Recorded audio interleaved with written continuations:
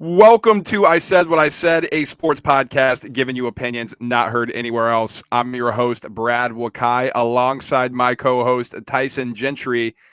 Tyson, I can't believe we are here, man. I say this every week. I sound like a broken record, but my God, we got to do a week 8 recap, as always. Get into week 9 of the college football season. Where is time going? It's insane. It's funny too because like when you think back on the college football season to this point, like most of the storylines that immediately popped in my head are from the first couple weeks, and it's like so much has happened, but for some reason I'm still stuck in week 4 mode. I know. I just can't. Time is flying, dude. It's crazy. It's crazy. So let's waste no time. What we're going to do, we're going to jump into our week 8 recap, highlight 2 games that we want to dive into. College football playoff rankings are coming out next Tuesday. Don't wait for that. We'll tell you right now who's in our top 4, who's going to be in the college football playoff rankings as of now. I think we differ on a team here, Tyson. So make sure to stick around. Then we're going to get into a little bit of the week 9 preview. Not a great slate in terms of big games. So we're going to do a little something different for the breakdown and then move into money making time as we always do. So let's jump into it. Week 8 recap. There were teams that got scared a little bit. I mean, Washington, they didn't have an offensive touchdown. That was kind of shocking, or at least until late. They had a pick 6 to really seal it. Michigan looked dominant as usual. Florida State for a while was scary. They were down at half. Oklahoma, I mean, geez, you want to talk about scary. They were down for a while, needed a late comeback. Texas, Quinn Ewers gets hurt, only beats Houston by 7. Oregon, a real fireworks show back and forth with Washington State. North Carolina was upset. They lost to Virginia at home, 31-27. That's a tough Not look, a good look. man. That's a tough look. Not Especially a good it's a tough look for us last week. Like, Drake May's actually, and it wasn't his fault they lost the game, but I mean, we sat here, championing the dude for 15 minutes, and then that was what we got. Iowa loses as well. Finally get that Fugazi team out of the top 25. UCLA, the new addition, they looked really good against Stanford. And then, you can just kind of go through the rest of things here. But there are 2 games, Tyson, that we really wanted to focus on. And let's start here with USC dropping another game, this time at home against Utah. They'll never beat them. Like, now they can't because they're not going to be in the same conference anymore going forward. But I don't know what it is, man. Like, this is the most impressive thing, I think, going in the country right now, this Utah team. This is a quarterback here. Like, let's just do a little quick comparison, right? On one side of the field, you have former 5-star Heisman winner, number 1 pick in the draft. Everyone knows the deal with Caleb Williams. And then Utah's starting a guy who's walking on. He's fighting for his life in the preseason, and he puts up one of the better games that you could ever ask for. They just showed up and punched him in the face, dude. And that's what Utah does. That's what Kyle Whittingham teams do. I'm really upset at both of us for not having this anywhere in our plays this week. And, we could have used maybe any other plays than the ones we put forward. What are you supposed to say about this USC team at this point? Like, it's beating a dead horse, dude. They've been bad. And it's, we talk about USC and then we go back to Lincoln Riley, and it's like they've been bad. Lincoln's been bad at handling this kind of stuff for so long, and Alex Grinch can't coach, and this team is soft and blah, blah, blah. I'm sick of it. Like, I don't want to talk about these punks anymore. Like, what they are is like they're losers. I mean, I don't really know how else to say it. Like, this is not a winning football program. This is not a winning football coach. This is like USC will not turn it around under Lincoln Riley. Lincoln Riley is becoming one of the more overrated coaches in really like the history of the freaking sport at this point, dude. And guess what? All offseason in the NFL, all we're going to hear is that Lincoln Riley is linked to this job and that job. And do it if you're an NFL team. Snag that guy, because the Philadelphia Eagles will throw Lincoln Riley out the club. The San Francisco 49ers will, like, dude, I'm legitimately getting frustrated right now. I'm like, what do you want to talk about with this team? Like, this is who they are. These guys are soft. SOFT, exclamation mark, exclamation mark, exclamation mark. Alex Grinch said after the game, that they didn't know that Bryson Barnes, the quarterback for Utah, could run. They hadn't really seen it on tape. Meanwhile, last week, Bryson Barnes was running the ball. One of the trick plays, the wheel route. We didn't see them do that on tape. It took us by surprise. Last week in their game, Utah ran the same exact play. So what is going on at these practices? What is going on in the coaches' room? Because at this point, it's beyond not having the players ready to tackle. It's beyond the scheme where they get outdone. It's beyond that. It's the lack of preparation. What are you talking about? We watched Utah last week. If you watched the game, you saw him run a wheel route. You saw the quarterback mobile. So that was the most damning thing here. And so what do we want to talk about with USC? Again, like you said, it's the same thing. It's the same conversation we've had about it. It's not just Lincoln Riley. It's Lincoln Riley and their defensive coordinator. It's Lincoln Riley and whoever else is at quarterback. The offense looks great. The defense is horrible. This is that. And that. And it's the same thing over. And like you said, I'm sick of it. I'm done talking about any time that Lincoln Riley has a great team on paper, because what we know is going to happen, as long as he has Alex Grinch as his defensive coordinator, that's who they are. Now, he could go out, let's say they get Dave Aranda, right? Let's just say that, because that's what they're linking to. Let's say he gets fired at Baylor and they go out and he gets a real defensive mind. Maybe then we can turn things around. But I'm at the point where I want to see it, because I don't even know if Lincoln Riley is serious about actually trying to build a contender, or if he's happy sitting on the boatloads of money in the new house that USC gave him, and now he's in nice weather. Tyson, if he's sick, sure. He's missed 2 practices now, so he better be on his deathbed. He didn't let his players talk to the media. He didn't talk to the media.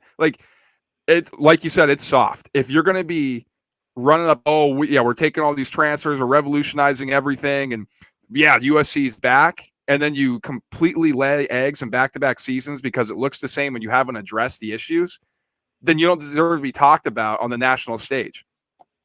Dude, they haven't lost a headline in 2 years, right? Like, they haven't lost every offseason. All we heard about when Lincoln took the job is like they're a year away.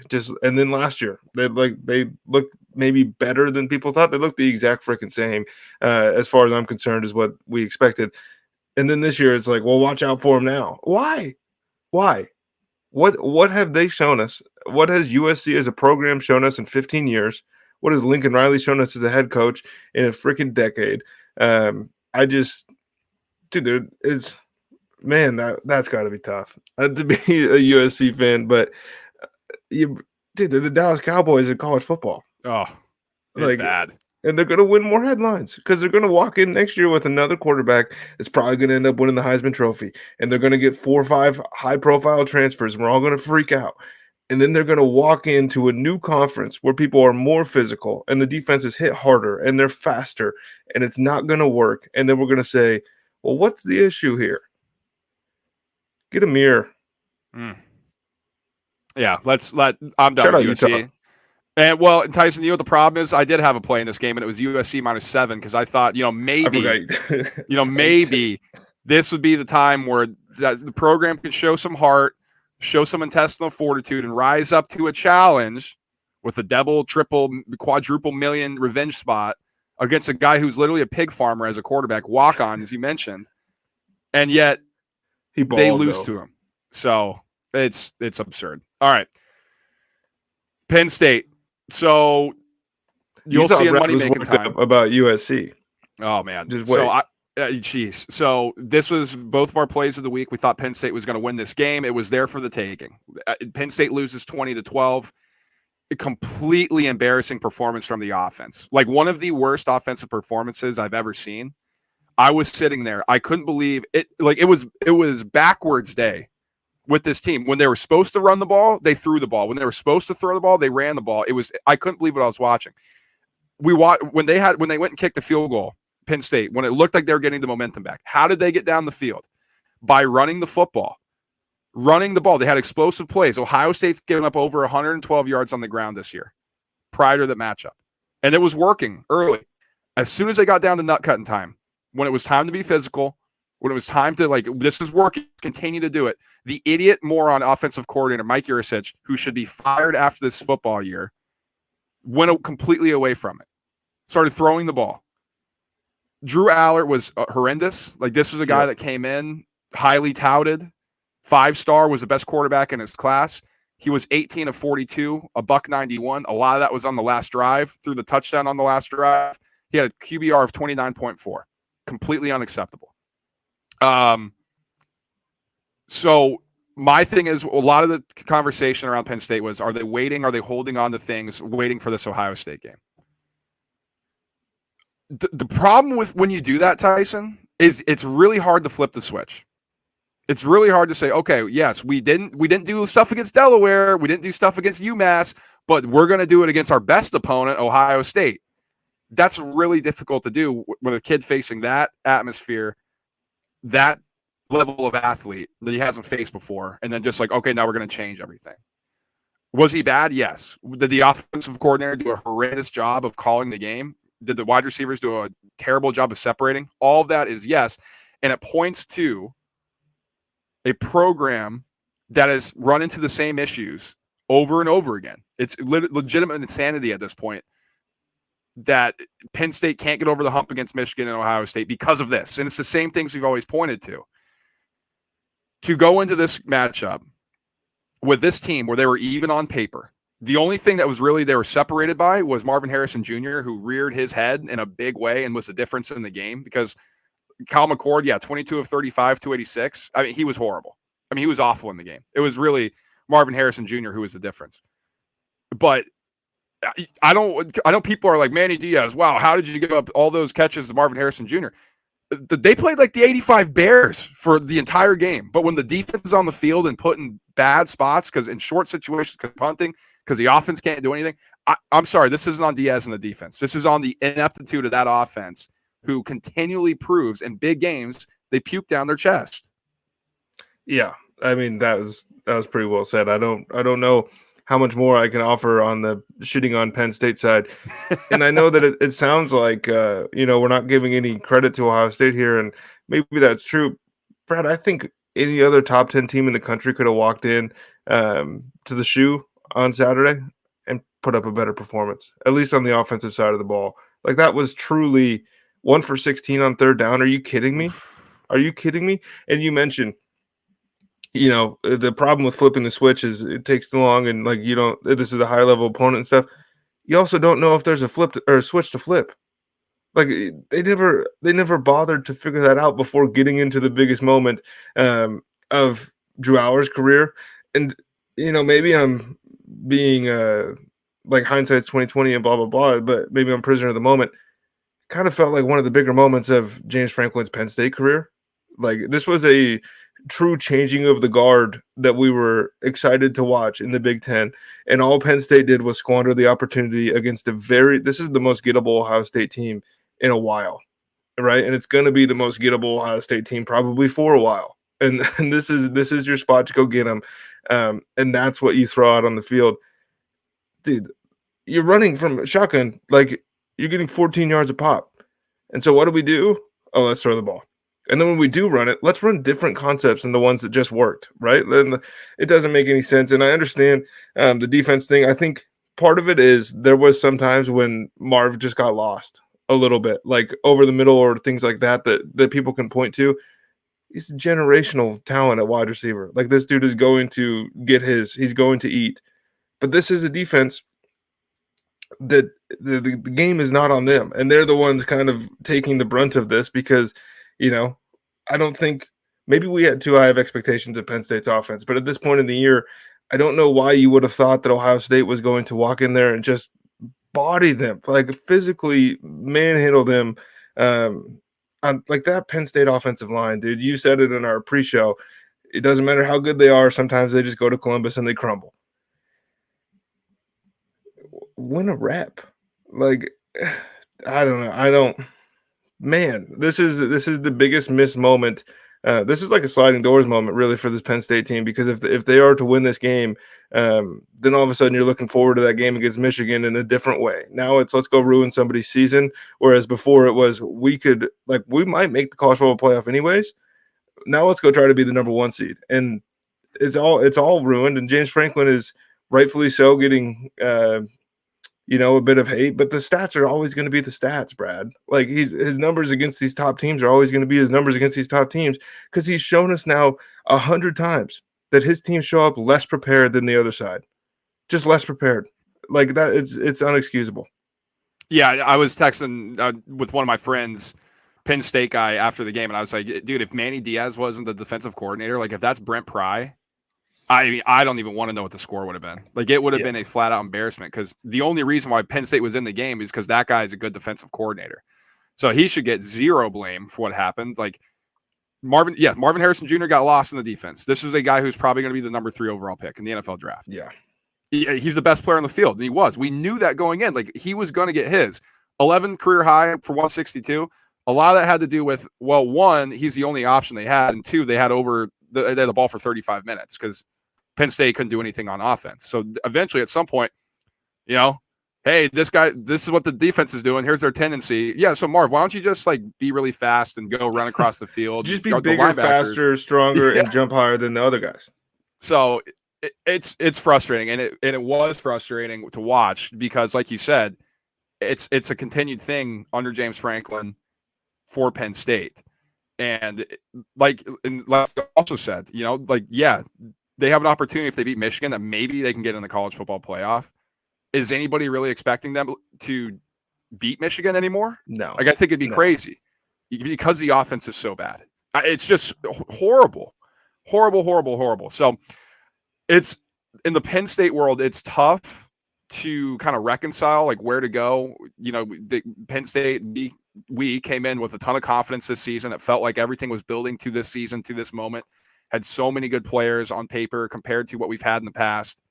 And then for that to be the performance for one majorly important aspect of your team after months of preparation, it's like, so what's really been going on in this program for that long? So, and what were you hiding? What were you hiding on offense that you couldn't show us? Yeah, it's just crazy. It really is crazy. It's frustrating and everything like that. So Penn State, we'll see what they do going forward. They got an interesting spot here this week where they host Indiana.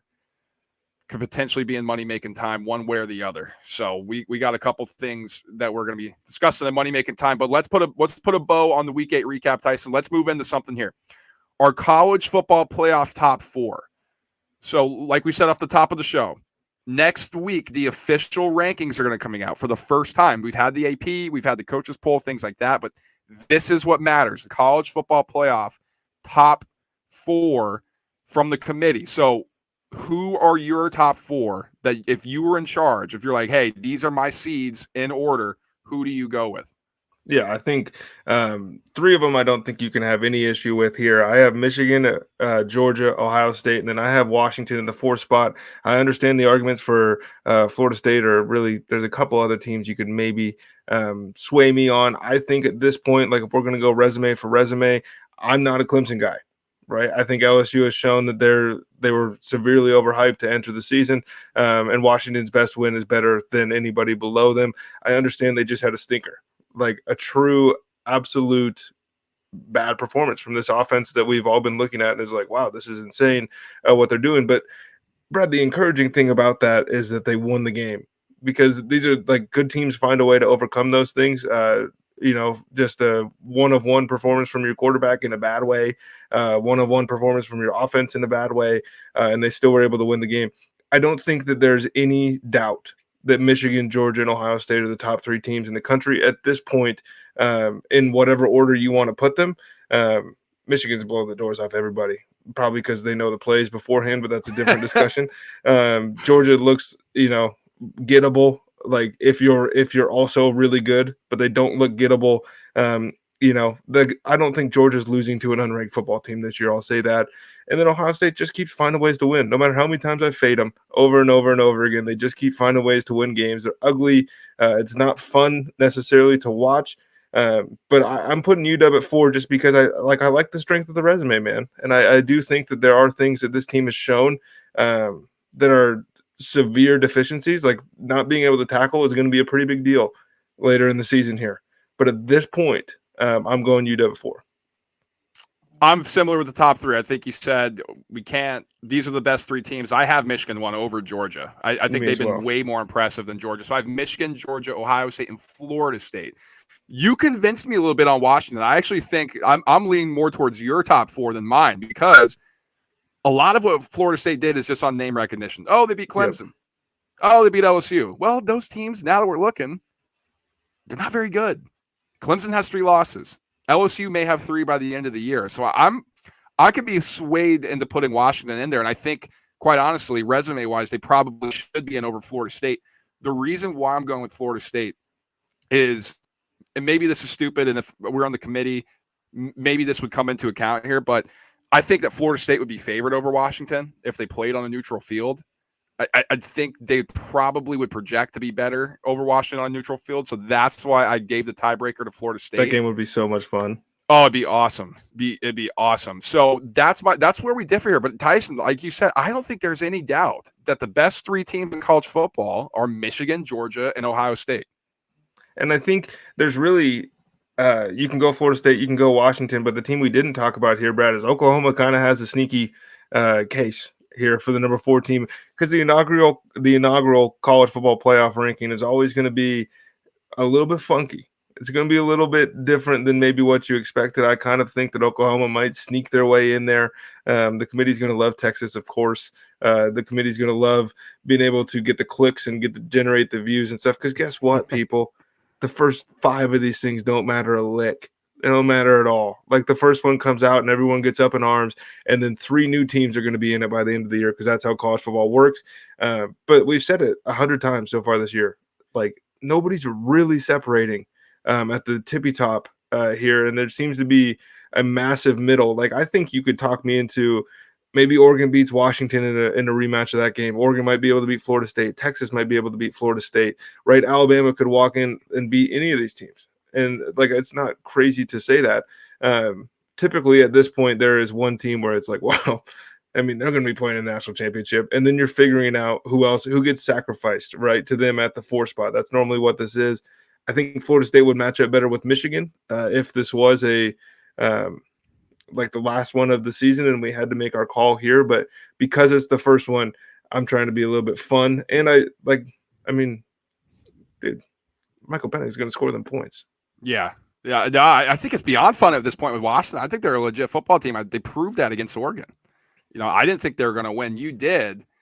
I didn't think they're going to be able to handle the physicality, and they took it, and they were standing right there. So it was impressive. And normally we don't say that a lot about Pac-12 teams, right? Like, that's what the issue has been when they get into the college football playoff. They're not quite used to that level of different athlete, and maybe Washington and Oregon finally has rosters that can take that. And so I think that's something to keep in mind as well. Plus, who knows? Maybe Michigan's not even allowed in the college football playoff this year. That's something to monitor.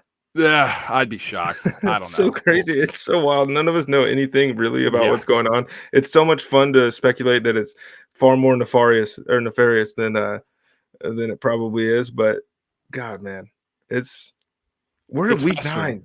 Like, this is college football playoff time. What are your feelings overall on the committee? I think they've done a fairly good job overall. I think that it's for the first 3 or 4 weeks of these things every year, we all bitch and complain that the committee sucks. And then they get it right at the end every time. Then, their job is going to be made a lot easier here in the next couple of years. But as of right now, we're still in this 4-team BS that we have to deal with. So that's where we're at. I can't wait for the expansion. I'll tell you that, though. I'm looking forward to the expansion. I really am. I think it'll be just a great event. That's what I'm more so looking forward to. Yeah, and I can't wait till we get 4.5 hours of commercials and a 5-hour broadcast to tell us who's in the playoff. Yeah, that'll be something. But Tyson, week 9, so not a lot of stuff going on here. So we're not going to dive into really anything too heavily. So what happens in these weeks? This is where these top teams, if they're not careful and they fall asleep, they can lose some points in the playoff committee rankings here. So Florida State has a tough trip going to Wake Forest. Now, they're big favorites, but, we've seen them in the past drop the ball. Oklahoma, they didn't look great last week against UCF. They got to go on the road to Kansas, who was off a bye. Georgia, without Brock Bowers, they got to go to Florida, the largest outdoor cocktail party, and Jacksonville. We know things get funky there. Oregon, Utah, that's 8-13. That's the biggest one. We are going to have plays in that game in money making time. So we're going to go a little bit more in depth there. But I mean, Duke, Louisville, we don't really know much about Duke right now with the quarterback situation. We both think Louisville's fugazi. And Washington goes to Stanford. I don't necessarily see that being an upset. I think Tennessee could get knocked out against Kentucky this week. And then how about this one? Coming off a war against Penn State, Ohio State's got to go to Wisconsin at Camp Randall under the lights. If they're not careful, I mean, shit, Tyson, they may just find themselves on the outside looking in. So not a ton of good matchups. Like I made that sound more exciting than it really is because let's be honest, they're big favorites for a reason. But I don't know. What do you think of the slate before we jump into money making time? Well, you were kind of getting me hyped that I was gonna, go in here and take money lines against some of these 30-point favorites that we have this week. I think there's a real chance that this is just a normal college football week where 2 or 3 of these teams are getting scared midway through the third quarter and then they pull away. We still haven't had that marquee one yet, though, Brad, and it's coming. We will get a massive upset because that is what college football is. I don't know if it's this week. I'm a little bit too afraid of this slate here. Like you mentioned, I have plays on some of these, so I don't want to dive in too much. But are you really thinking Quinn Ewers injury and all that stuff? But are you really talking yourself into BYU on the road? No, and it's a tough spot to be for content creators like us. All right, money making time here, and you know how we always do it. We don't shy away from anything. It was a tough week once again. It's been a tough season for me. My God, I've been getting my teeth kicked in, man. I've been getting my teeth kicked in. So recap screen. I went 2-6. Memphis UAB goes over comfortably. Kansas State minus 6.5. That was a classic kick your feet up and don't even worry about it type of play there. Tulane up 21.5. Only win by 7. I lose Washington State, Oregon over by the hook. I mean, that's just how my season's gone. Texas dominating Houston, lets them back in the game. Don't cover that. USC minus 7. We talked about that. I mean, Penn State just were under that number the entire time, plus 4.5. Can't get home. And then the money line, just not the right read there. So 2-6 for me, which brings it to minus 4.23 units on the week. It's been brutal. I am now down, Tyson, 17 units overall this college football season. And these are $1,000 units, people. Imagine that. I went 1-4 this week, so I don't have anything. I can't talk any smack here. This was a bad week. This was bad reads all over the place. I had Minnesota plus 3.5. That's the one I got home. That was more so just because of my play later that I missed. I was kind of emotionally hedging a little bit here. Washington puts up a huge stinker. I thought for sure they were going to come out bombs away, cover this number. We're partying up and down Seattle. No dice. You touched on the Tulane one. That stung. Air Force team total over 22.5. Still am confused at how this didn't get home. They finished the game with 17 points. There were multiple times where I thought, this is where we get our touchdown and we're fine. And then my play of the week was Penn State money line as well. That's our first time missing a shared play of the week this year. And I wouldn't have wanted to do it in any other fashion, man, because that was like our betting so far this college football season. That was embarrassing. Yeah, that was tough. But you know what, Tyson? We don't shy away from anything here. Bro, we're gonna have to start taking these 30-point underdogs to get back, above water. Well, all we need to do is have a big week. Just a big week, Tyson. That's all we need here. And so, you know what? I had 8 plays last week. I went light, and it bit me in the ass. So I got 11 this week, baby. This is the time that we flip things around. Let's make some things manageable. I'll start it off because I know I have more than you. Yes. So this is gonna be my first play here. I'm gonna go Maryland minus 13.5 against Northwestern on the road. Now Maryland, after getting off to a hot start, they lost to Ohio State and then they lost outright against Illinois. They hit their bye week. I think they come in focused after that, or they're going to be able to put up numbers against the Northwestern team that is starting to play a bit better. But they're horrible. I mean, they are. I mean, they're not as bad as I thought. But Maryland, this is a game that they should take care of coming off a bye and take care of handily. And I alluded to this before, but I'm going to go back to Penn State laying a big number here. And it's mainly because, yes, it's emotionally draining going to Columbus, and it sucks that you can't win there. Indiana also suffered a big emotional loss against Rutgers. According to the guys who cover that, they really wanted to win that game and they had an opportunity and just couldn't get it done at the end. Now they got to go travel to State College for a noon game, so not crazy, but playing against a team with the same type of caliber athlete that Michigan had when they got completely boat raced. This, to me, screams bounce back spot for Penn State. I think a lot of it defense travels, even though they're traveling back home. I think they'll be able to stifle the offense of Indiana and do just enough with that horrendous offense that we talked about to be able to get enough points to cover this number. And I only got 6 plays this week, so we'll do the classic Brad 2, Tyson 1 here.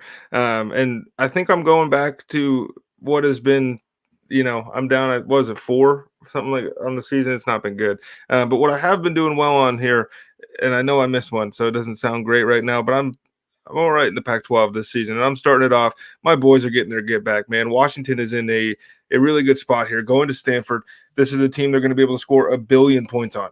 They're going to be able to do – that's what I thought last week too, so maybe I should chill. But Washington minus 26.5. I just think this is a real get right spot for this team. This is a team that outside of last week hasn't had any problems really getting started, hasn't had any problems really keeping it rolling. And this is an offense that I think is just going to find its footing again. And Stanford presents them a heck of an opportunity to kind of find that offense that was missing on Saturday. Well, Tyson, good news or bad news, however you want to look at it. I'm with you, man. Washington minus 26.5. I really like this play as well. Yes, they laid a stinker.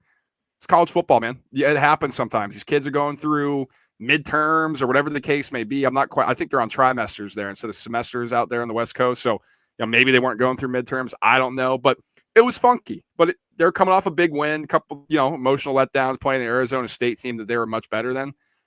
They're going to be focused, and they're going to be able to score on a Stanford defense like you alluded to and really put up a big number here. So I like them to cover this. I think 26.5 is small just based on, if they hadn't looked like that, it's probably over 30 points. I'm going to stick in the Pac-12 for my fourth play here. And we alluded to this, and I believe Tyson has a play in this as well. But as much as we love Utah and respect them, I'm going Oregon minus 6.5, minus 115. It's under the touchdown number here. Oregon is physical. USC is not. So that advantage that Utah has, I think, can be taken away. This is a really hard place to play in Utah. It may be the best home field advantage considering the altitude and considering just like how few people win. But Utah's quarterback, I don't think he's going to be able to find those lanes that he had against USC. It at least wouldn't suggest it. Now, Washington State did a little bit last week, but that's a completely different offense and a completely different caliber of player. And Oregon secondary was held. A few of their good players were held out of that game. So I think this is a real big spot for Oregon to make another statement. Hey, remember us against Utah on a good spot, 3:30, good time spot to show on national TV that they're back. So I like Oregon minus 6.5. Yeah, and I'm on this play with you. This is a Dan Lanning special. It feels wrong to kind of go against my boys over at Utah, especially after the way that they've been able to kind of piece this thing together. And you just look up and you're like, oh, Utah is where in the standings? Like Utah is sitting at what spot in the Pac-12 right now after, we're still waiting on is Cam Rising alive? Like that was every game we go into and we're like, I don't know about Utah. And then they show up and, play Utah football. The issue is Oregon's going to do that too. And they're going to do it better than you. And I understand we're at altitude. You know who else has to play in that altitude? Utah's defense. And it's going to be a long day at the office because I just think Oregon, we have this image of this Oregon team from the Mariota days, from the Chip Kelly days, where it's they're fast and they're high flying and the team's kind of soft, but it's fun to watch. And that is not who this Oregon team is. And they're bullies. And I think this is going to be a really, really fun one to watch. I also had to talk myself out of taking the under because I've fallen victim to that a few times here, but these are going to be two very physical football teams getting after it. My next play here, Texas minus 17.5. And they burned me last week, but Quinn Ewers' shoulder injury, I think we're getting a little bit of a discount on this line against a BYU team that's just not very good. Apparently Malik Murphy, their backup, is an absolute star. And he's going to have a coming out party this weekend. The team loves him. The locker room wants to play hard for him, which to me signals this is going to be a more focused group. They're not going to be overlooking an opponent here. They want to put on a show. So I'm going to take Texas minus 17.5 against BYU. I think they can lay the wood, and they're at home. I think they lay the wood to BYU. I'm not as confident in this one, Tyson. Taking Duke plus, I'm taking Duke plus 4.5. And here's the reason why. Now they're on the road at Louisville. Not a night game that Louisville can go crazy, but it's a 3:30 slot. I think Riley Leonard's going to play. His status is uncertain, and he didn't return in the Florida State game. I think a lot of that had to do with, hey, we need you healthy for this game against Louisville. Like, we kind of saw the writing on the wall against Florida State. Now, I could be completely talking out of my ass, but they're saying his status, he was unlikely to play against Florida State. Well, he was in, and they're saying, well, he's uncertain for Louisville. I think he's going to play, and I think that defense that Duke has, Louisville doesn't have the same amount of athletes that Florida State does where they can just overpower. I think this is a much more favorable matchup for this Duke defense. So I'm going to take the points here because I think with Leonard gets on the field, this is going to drop down. So I think we can get some CLV on this. Well, we're Elko guys anyways. My next one here, Brad, I told you I'm a big Pac-12 guy this week. I got Colorado plus 17.5 at UCLA. This is a field play all the way. Like, this is just the way that I'm feeling. I don't I could sit here and tell you that Colorado's offense can score on anybody, no matter how good UCLA's defense is, and that, like, UCLA looked really good a week ago. Welcome to the top 25. You deserve it. All that stuff. I think that this is a little bit of a bounce back spot for Colorado. I don't expect them to win the game, but I do think that we're going to look up at some point in the second quarter, and Colorado is going to be getting run off the field, and then we're going to look up in the fourth quarter, and Colorado has covered that number. That is my feeling on this game. And to be honest with you, my gut plays are hitting way more than anything I've put too much thought into. Damn, we're gonna go mono. I got UCLA minus 17.5 here. Somebody's getting one right. That's good. Yeah, you're right. That is good. So Colorado can't stop the run. UCLA wants to run. So I think that was my first angle here. And UCLA's defense is legit, man. Like, they are legit. This may be it probably is just the best defensive unit that Chip Kelly's had since he's been in Bel Air by a lot. And so what's happened to Colorado's offense when they face good units? It's been difficult for them. So I think that's going to hurt, and I think they're going to be able to have the ball a lot of the time with their running attack. And they made the transition away from Dante Moore, the freshman, to the Garber baby. And the offense was insane against Stanford. So I think that continues in this one against a soft Colorado defense. I think they're going to be able to put up some points here. So I like UCLA minus 17.5 to go against Tyson. And yeah, like Tyson said, hey, at least somebody's getting some love here. My other play, you're gonna love this and hate this at the same time because I really can't quit it. I'm going UTSA minus 18.5 against East Carolina. Frank Harris is back. It's his 17th year. It's his 17th year in college. So East Carolina's defense, this was one of my breakdowns against SMU. Like, they give up explosive plays. With Frank Harris back, this offense has taken a next step that they weren't showing at the beginning of the season. I really think at home, East Carolina having to travel up, coming off a tough loss against Charlotte, over to Texas, that UTSA is just going to be able to put up a ton of points in this one, be explosive, score quick, and then East Carolina's offense just has not been able to sustain drives. So I think we're going to see a lot of possessions for UTSA that are capped off with explosive touchdowns. So give me UTSA minus 18.5. That one's a tough one for you because you got the family connection to Eastern Carolina, and then you have whatever weird love affair is going on with Texas State schools this year for you. My next one, you want to talk about something we can't quit, Brad. I'm going Tulane minus 10.5 at Rice.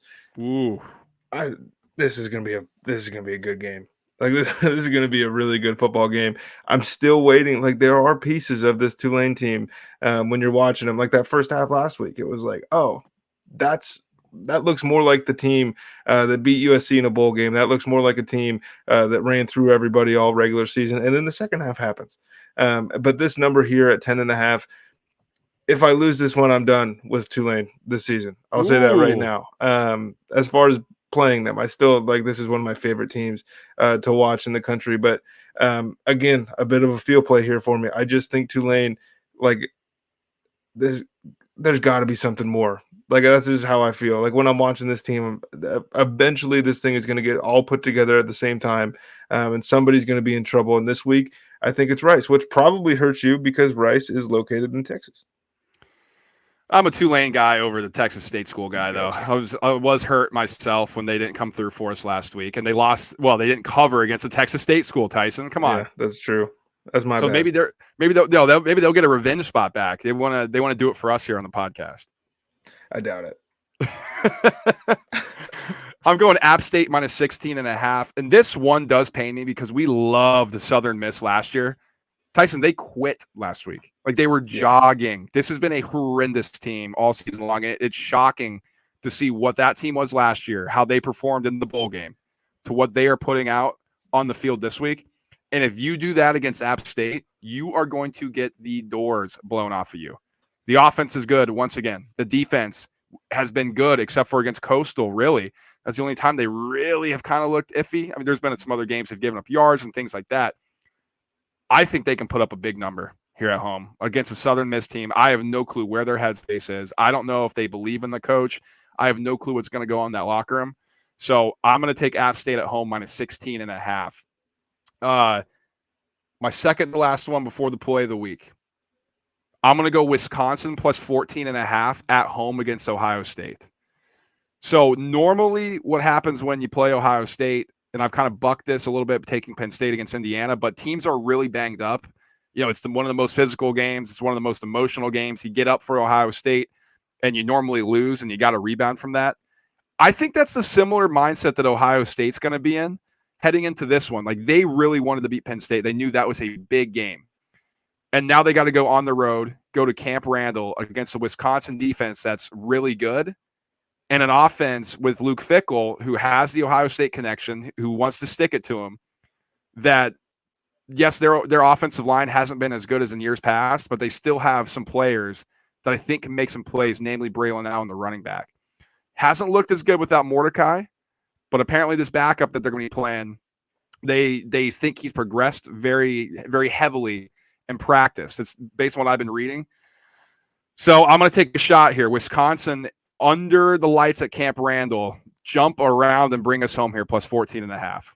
Did you fall victim to coach speech more than anybody else? Like, it's so. I mean, this might hit, and I'll be sitting here looking silly, but it is funny. Oh, they say he looks good. What are they supposed to say about the backup quarterback? Oh man, we're screwed. Like we're dead against you know Ohio me, State. I would say it. Braden Locke. I couldn't remember. That's Braden Locke, baby. Lock it up, baby. 14.5. We're cheering for 2 touchdowns there. My next one here, Brad. I just think Oklahoma's too physical for Kansas. I really do. Oklahoma minus 10 here. They're on the road. Kansas comes off a bye. Oklahoma doesn't look great last week. All that stuff I know. I also know that Oklahoma is going to show up with their lunch pails ready to go to work. And I think this is the exact kind of team that Kansas has shown that they struggle with over this little resurgence that they've had over the last couple of years, which has been impressive, and things are rolling. And when they're good, man, Kansas looks really good. The problem is I don't think Oklahoma is going to even let them get going. And that's where I'm at with this one. It's very rare to sit here and talk about how like good a Oklahoma defense is, but this team is really good. And this is a look, man. 2 years ago, this might have been a gettable spot. Kansas might have shown up and beat them. Kansas is too good now to sneak up on anybody. Oklahoma is going to be prepared. Oklahoma is trying to make the college football playoff. And if I land on 10, I land on 10. My play of the week, I'm taking Lane Kiffin and Ole Miss minus 24.5 at home against Vanderbilt. This Vanderbilt defense is atrocious. Atrocious. And what does Lane Kiffin and his offense do to bad defenses? They put them in the grave. Like they just kill him. Explosive play after explosive play. Judkins looks like he's back and right. Jackson Dart settled in after a shaky stretch. So I'm going to lay the big number here. It's a night game too. You know Lane Kiffin's going to want to show out because it's a night game, Halloween weekend. Give me the Ole Miss Rebs minus 24.5. Little play of the week going Joey Freshwater there. My play of the week, Brad, you mentioned it's Halloween. Let's stick with the colors, man. I got Oregon State minus 3.5 going on the road to play Arizona, an Arizona team that everybody in the world is in love with right now. Everybody loves Arizona. Turns out some of these close games they're having with these teams aren't that good, right? Like they play USC really close, and it's awesome. USC shouldn't be in the top 25 right now. They're clinging on to a 24 ranking on reputation. Oregon State, again, if you've noticed a theme at all with the way that I like to approach college football, is if the number is close enough, give me the team that's going to just try to bully you off the field. And that's who Oregon State is. I don't know, how that one's going to play out here, but I do think this is a touchdown game. And I'm comfortable. The number suggests that maybe this will close a little bit under. This might even change from the 3.5 point line, but I don't think so. I think this is where it's going to stay. Look, man, Oregon State's good, like actually good. And if I have to lose if I have to get back right, Brad, I'm picking 5 Pac-12 schools in my 6 picks this week. That's what I'm doing. Well, it is your area, man. It's where we grew up, with the Pacific Northwest. So might as well. We're getting right. We're doing it. And I'm going to lean on the South. I'm going to lean all across the country that I have no connections to try to get back from my horrendous year at the helm this year for college football. But hey, that's why we do it. That's why it's a long season, as they say. Yeah, the problem is that we're almost done. I know. It's been tough. But we're going to have to start taking some of these crazy money lines, man. Just start piecing some crap together. If we have other plays, where can they find it? I think I'm actually in our chalkboard. Well, you're going to tell them about it, but I think I'm going to go 2-0 tonight in college football. How about that? It's sure looking that way. Brad might be off to a heck of a start here. And so the numbers that we give you, those are our podcast picks. The chalkboard numbers are a little better. It's an app you can find in the App Store and Google Play, wherever you download your apps. Again, the app name is Chalkboard. Our group name is ISWIS Presents the Roundtable Bets. It's a free group. We'll let you write in whether you are playing a 40-leg NBA parlay today like Brad was, or if you want to throw some hockey picks down, whatever you're really feeling, go ahead and pop it in there. Like if you have a first touchdown parlay for Sunday that you want to share with somebody, go ahead and throw it in there. If you want to tail us, if you want to fade us, those picks will be in there as well. But it's just a little community of people just, talking shop, man. It's a good time. Link will be in the description as well. If you're watching on YouTube or listen to podcast form, go check out the descriptions. In the meantime, like, subscribe, and share the show if you haven't already. Smash that like button on the way out if you're watching on YouTube, and if you're listening to podcast form, please rate, review as well. That really helps us out, and it goes a long way for helping us become more discoverable for other people in the algorithms of the podcast and YouTube world. Stay connected with us on our socials, X, Instagram, TikTok. It's all the same at ISWIS_pod. We'll be back breaking down the NFL slate. We've been doing much better in the NFL, so stay tuned to this one. I think we're going to have a fun breakdown this week as we get ready for another NFL weekend. That should be a lot of fun. So we will speak to you guys then. Peace.